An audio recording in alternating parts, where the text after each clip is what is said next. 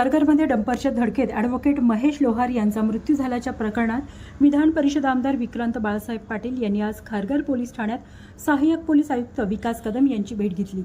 यावेळी त्यांनी संपूर्ण प्रकरणाची माहिती घेत दोषींवर कठोर कारवाई करण्याची मागणी केली आहे।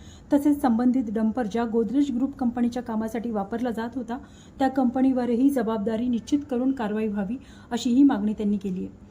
अपघातग्रस्त कुटुंबाला न्याय मिळावा तसेच शहरातील अवजड वाहनांवर नियंत्रणासाठी प्रशासनाने कठोर उपाययोजना कराव्यात असेही त्यांनी नमूद केले।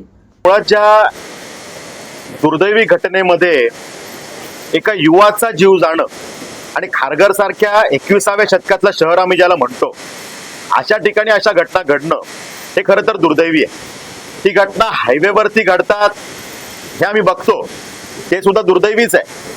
पण अंतर्गत शहरामध्ये डंपर सारख्या मोठ्या हेवी ड्युटी व्हेकलच्या सगळ्या घटनांमुळे, धडकेमुळे म्हणा किंवा त्या व्हेकल तिथे जात असताना जे काही ट्रॅफिक कंजेशन झालं त्याच्यामुळे या ज्या काही घटना घडल्या ह्या खरं तर दुर्दैवी आहेत। आणि त्यामध्ये आमच्या एका युवा सहकार्याला जो वकील होता त्याला जीव गमवावा लागला।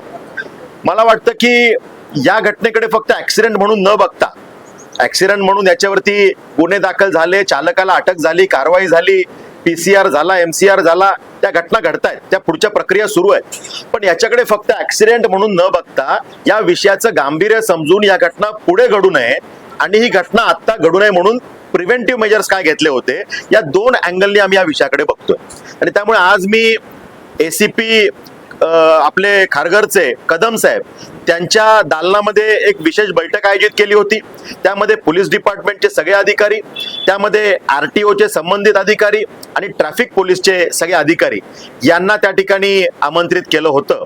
आणि त्यामुळे त्यांच्याशी जी काही चर्चा झाली त्यात प्रामुख्याने दोन मागण्या त्या ठिकाणी आम्ही केल्यात। एक म्हणजे आपण या ज्या काही हेवी गाड्यांची वाहतूक शहरातून चालते, हे शहर काय अशा अवजड वाहनांच्या ट्रॅफिकिंगसाठी नाही बनवलं, त्यांच्या वाहतुकीसाठी नाही बनवलं। यांनी ही सगळी ट्रॅफिक, ही सगळी वाहतूक ही हायवेने करावी, शहरामधून ही वाहतूक होऊ नये यासाठी तात्काळ कारवाई केली पाहिजे। हा पहिला विषय आम्ही मांडलाय।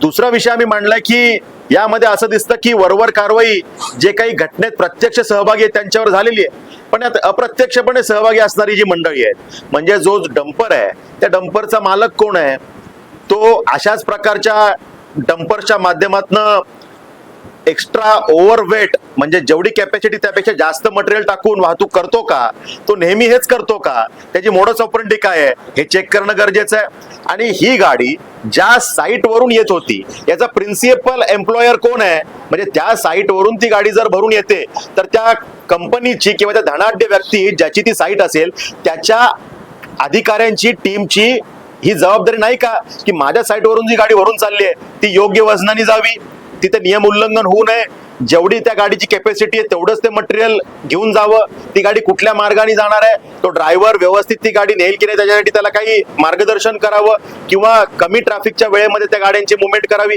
यासाठी त्या प्रिन्सिपल एम्प्लॉयर कंपनीने सुद्धा म्हणजे ती जी साईट ज्यांची आहे त्यांनी सुद्धा काही गाईडलाईन सेट करणं गरजेचं असतं, त्या सुद्धा यात झालेल्या दिसत नाहीत। त्यामुळे त्यांना सुद्धा या गुन्ह्यामध्ये त्यांना सुद्धा त्यांची नोंद केली गेली पाहिजे, त्यांच्यावर गुन्हा दाखल केला गेला पाहिजे, ही सुद्धा मागणी आपण केलेली आहे। शेवटी यातून एक मेसेज जातो, या एका प्रकरणाने किंवा एकदा कारवाई करून काही सगळं चुकीचं घडणं बंद होणार नाही, पण ह्यातून एक मेसेज असतो त्या सगळ्या डंपर चालकांना, त्यांच्या मालकांना, त्या ज्या साईटवर चालतात ते जे धनाढ्य मंडळी आहेत या सगळ्यांना हा एक मेसेज असतो की कुछ भी चलता है, हे आता ह्यापुढे चालणार नाही। याच्यामध्ये कुठंतरी नियमावली सेट केली गेली पाहिजे आणि यासाठी आम्ही सगळे जबाबदार आहोत हे त्यांना कळलं पाहिजे।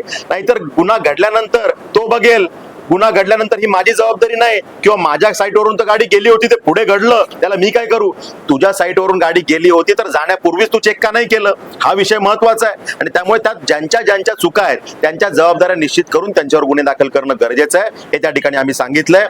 त्या ठिकाणी कदम साहेबांनी हा विषय पॉझिटिव्हली घेतलाय आणि ह्या सगळ्या घटना घडेपर्यंत आम्ही त्या ठिकाणी सांगितलं की शहरातली अवजड वाहतुकीची ही सगळी ट्रॅफिकिंग बंद व्हायला पाहिजे। या विषयामध्ये ती साईट जी चालू होती तिथे दगड उत्खनन चालू आहे, त्याला परमिशन्स आहेत का? तिथे एन्व्हायरमेंटल क्लिअरन्सच्या परमिशन्स आहेत का? त्या ठिकाणी लागणाऱ्या ब्लास्टिंगच्या परमिशन्स आहेत का? या सगळ्या परमिशन्स आहेत का? ह्या सुद्धा पोलिसांनी चेक केल्या पाहिजे. आम्ही महसूलच्या यंत्रणेला सांगू, तहसील आणि प्रांत साहेबांना सांगू की ते चेक करा, तर त्या गोष्टी घडतील. पण तोपर्यंत प्रामुख्याने हे विषय अवजड गाड्यांची वाहतूक शहरातून थांबली पाहिजे.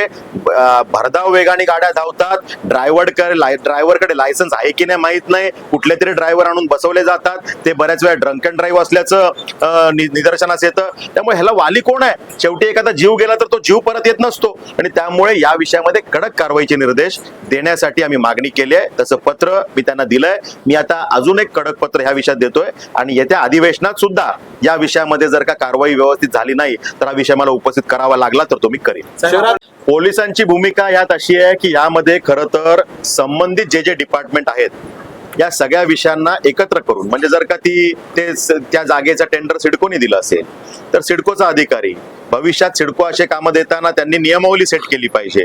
त्यानंतर ह्यात जर का गौण खनिज त्यात काढलं जाते तर महसूलचे अधिकारी, एन्व्हायरमेंटल क्लिअरन्स नसेल तर एन्व्हायरमेंटचे अधिकारी, अशी एक सर्वसमावेशक बैठक सुद्धा व्हायला पाहिजे. हा प्रस्ताव त्या ठिकाणी एसीपी साहेबांकडनं चर्चेमध्ये आला.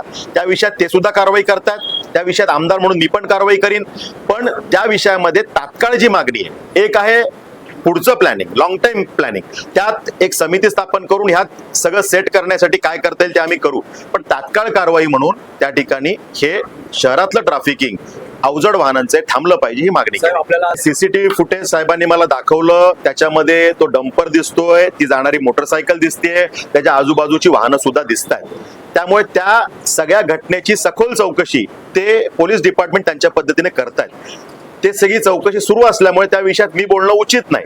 पण त्याच्यामध्ये वेगवेगळे अँगल्स असू शकतात. त्यामुळे त्या अँगल्स बद्दल काय काय आहे ते पोलीस त्यांच्या पद्धतीने कारवाई करतील. आपलं म्हणणं ह्यात एकच आहे की तो व्हिडिओ बघताना मला जशी ती घटना दिसली त्याचबरोबरीने मला हे पण दिसलं की त्या 10 सेकंदाच्या ड्युरेशन मध्ये त्या व्हिडिओमध्ये मला 5 ते 6 हेवी व्हेकल जाताना दिसतात. म्हणजे हे सत्य नाकारता येत नाही की त्या रस्त्यावरून अवजड वाहनांची वाहतूक ही जर का 10 सेकंदात 5-6 गाड्या जात असतील तर 24 तासात किती गाड्या जात असतील. आणि मग ह्या गाड्या जेव्हा धावतात तेव्हा कुणा ना कुणाचा तरी जीव टांगणीला बांधून त्या ठिकाणी धोका त्यांच्या उरावरती टाकून या गाड्या धावतात. म्हणजे आज एक घटना घडली, उद्या परत कुठल्या तरी घटना घडण्याची आपण वाट बघतोय का, असा प्रश्न आता तयार होतो. त्यामुळे सक्त कारवाईची मागणी आम्ही केली. त्या कुटुंबाला सुद्धा काही ना काही आर्थिक हातभार लागला पाहिजे, कारण शेवटी त्यांच्या घरातला एक युवा, त्याला करता युवा म्हणू शकतो, असा जेव्हा जातो तेव्हा ते कुटुंब कोलॅप्स होतं.